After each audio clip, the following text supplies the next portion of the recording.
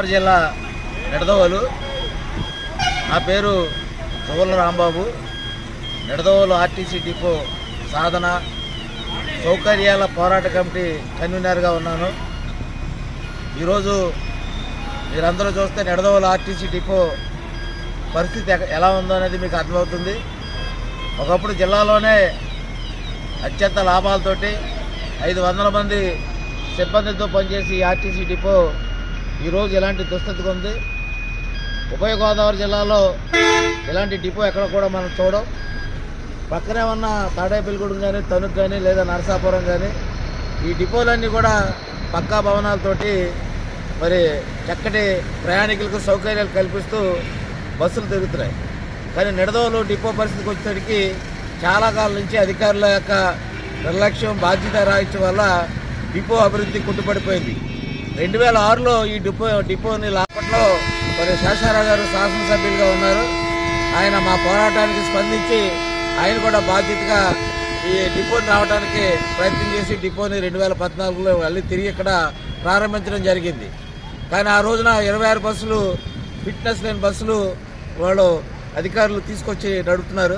ఆ రోజు నుంచి ఈ రోజు వరకు కూడా ఫిట్నెస్ లేని బస్సులే, కొత్త సర్వీసులు లేవు. ప్రయాణికుల యొక్క దూరాలని వీటిని అర్థం చేసుకోకుండా ప్రయాణికులు రావట్లేదని చెప్పేసి ఇక్కడున్న బస్సులు కూడా కొన్ని డిపోలకు పంపించేస్తున్నాడు ఈ డిఎం గారు. ఇది ఎంత మాత్రం కూడా కరెక్ట్ కాదని చెప్పి గతంలో కూడా చెప్పాం. సరే, ఒక మంచి పరిణామం ఏంటంటే నిన్ననే మినిస్టర్ గారు గౌరవనీయులు కందుల దుర్గేష్ గారు మరి ప్రజల యొక్క సమస్యలు, ఈ డిపో యొక్క స్థితిగతుల మీద గతంలోనే వారికి మేము చెప్పి ఉన్నాము. వారు వచ్చి నిజమైన పరిస్థితి ఏంటనేది నిన్న ఈ మురికి నీటిలోనే తిరిగి చూశారు. మరి నిన్న అధికారులకు ఆయన చెప్పింది ఏంటంటే అర్జెంటుగా మోటార్లు తీసుకొచ్చి నీళ్ళన్నీ తోడేలాగా చేయండి అని చెప్పి ఆదేశాలు ఇచ్చారు. కానీ ఇక్కడ మరి అలాంటి వాతావరణం ఏమి వాళ్ళు స్పందించినట్టు, అధికారులు ఏమి స్పందించినట్టు కనపట్టలేదు. ఏం జరిగినా అధికారుల యొక్క నిర్లక్ష్యం వల్ల ఈ డిపో వెనక్కి వెళ్ళిపోతుంది. దయచేసి మరి మా సాక్షాత్తు మంత్రివర్యులు ఇక్కడ పర్యటన చేసి అధికారులకు ఆదేశాలు ఇచ్చారు. అయినప్పుడు కూడా ఇవాళ చూస్తే స్పందన లేదు. రెండోది, డిపోలోకి ప్రయాణికులందరూ కూడా ఇగో ఇంత నీరులో ఉన్న బస్సులు ఇక్కడే పెట్టేస్తున్నారు. ఆ రోడ్ల మీద అక్కడే పెడితే అక్కడ ప్రయాణికులు, ఎందుకంటే ప్రయాణికులకి బాగా నిడదవోలు డిపో మీద ఇక్కడ ఉన్న ఇబ్బందుల మీద ఈ మురికి నీటి గురించి అంతా కూడా అవగాహన ఉంది. మరి వాళ్ళే కాదు, ప్రయాణికులే కాదు, సిబ్బంది కూడా మునిగిపోతారు. గతంలో వరదలకి ఆఫీసుల్లో కూడా నీళ్ళు వెళ్ళిపోయి కంప్యూటర్లు పాడైపోయి చాలా ఇబ్బందులు జరిగిన పరిస్థితి డిపోలో ఉంది.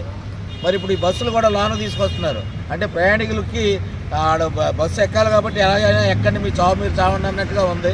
ఇక్కడికి వస్తే మురికి నీళ్ళు ఎలా ఎక్కుతారు, పిల్లలు ఉన్నవాళ్ళు ఎలా ఎక్కుతారు అనేది నేను అడుగుతున్నాను.